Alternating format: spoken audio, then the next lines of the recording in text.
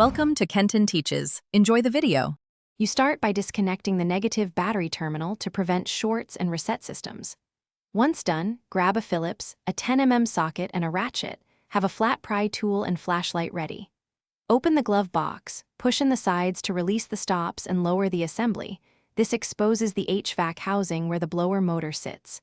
You're moving fast now. Work deliberately so plastic clips don't break, because replacing those adds time and cost.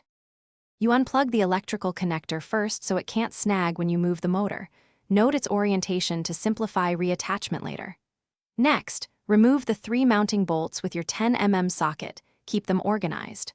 Pull the blower straight out from the housing, turning slightly if it catches. Debris or a broken fan blade will stop it.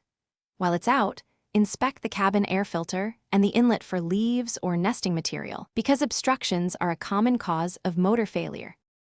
You place the new blower motor into the housing in the same orientation and hand start the 3 bolts to avoid cross-threading, then tighten them snugly. Reconnect the electrical harness, reinstall the glove box assembly, and reconnect the negative battery terminal. Start the car and cycle all fan speeds to confirm proper operation. Listen for unusual grinding or rattle. If the blower won't run, check the fuse, blower relay, and resistor pack connection. Those components often mimic motor.